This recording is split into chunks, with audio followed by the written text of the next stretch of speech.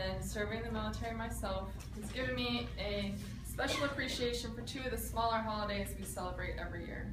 These are Veterans Day and Memorial Day.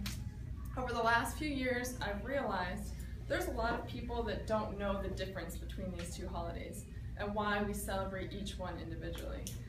Considering this weekend is Memorial Day, I figured it would be a great topic to discuss. Veterans Day was started after World War I. World War I ended in June of 1919 with the Treaty of Versailles. However, the fighting itself had ceased 7 months earlier when an armistice went into effect on the 11th hour of the 11th day of the 11th month. For this reason, in 1919, President Wilson decided to call November 11th Armistice Day as a way to honor those that had served in World War I. It became a federal holiday in 1938 to celebrate world peace and honor those particular veterans. In 1954, after World War II and the Korean War, Congress changed the name from Armistice Day to Veterans Day to honor those that had served in every conflict and not just particularly World War I. Veterans Day we celebrate as a family by going to a Veterans Day parade, making sure we tell those that we know and those that we see out, thank you for serving. It is made as a way to give thanks to those that are currently serving and those that have served. That is the whole point of Veterans Day. I'm not going to lie, my favorite part of Veterans Day is the free food my husband and I get at a whole bunch of different restaurants. Now, Memorial Day is a completely different holiday. When most people think of Memorial Day, they think of the beginning of summer, cookouts and barbecues and having a great time with family and friends. And that is totally fine, and I'm glad everybody can enjoy it and think of it as a really fun holiday. However, those that it is really made for do not find it quite so joyous.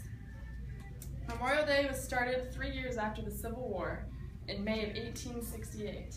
It was originally called Decoration Day, and it was made for everybody to go out and decorate the graves of the soldiers that had fallen in the Civil War. May 30th was chosen as the date because flowers would be in bloom all across the country. In 1971, it became a national holiday, was changed to Memorial Day, and also changed from the 30th of May to the last Monday in May. And then in 2000, Congress passed the National Moment of Remembrance Act. This act encourages all Americans on Memorial Day at 3 p.m. to have 1 minute of silence in honor of those that gave the ultimate sacrifice. My last assignment in active duty gave me a very special appreciation for Memorial Day. The brigade I was with in the 101st was about to deploy to Afghanistan. My husband was deploying also. I had decided I was getting out so we could have kids. The brigade commander and the redetachment commander both approached me one day asking me if I would stay in through the deployment on rear detachment and help because they were so short-staffed. I was like, sure, why not?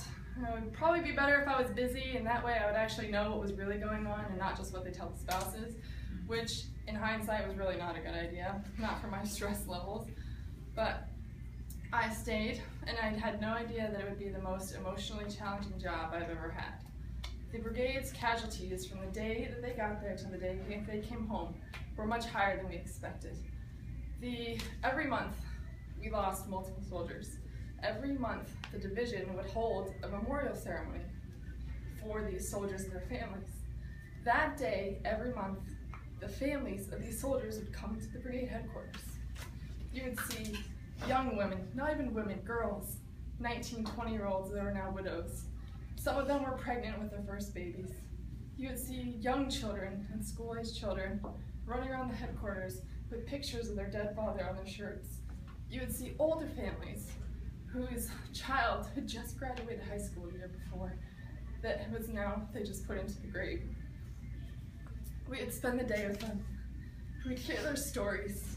We would laugh, we would cry. We would take them to a beautiful ceremony at the division headquarters where they would be able to walk around and see the plaque of their soldier on the wall. There was never a dry eye in the place by the time the ceremony was over. It was very difficult for me, especially one, being pregnant, and two, knowing it could easily be me sitting there in that chair.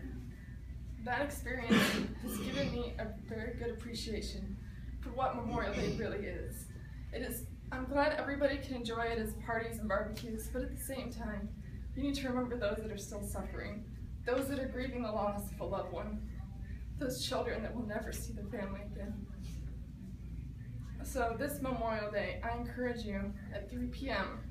to give 1 minute of silence, to remember those that have given their life for their country, and to say a prayer for those families that are still grieving. Thank you.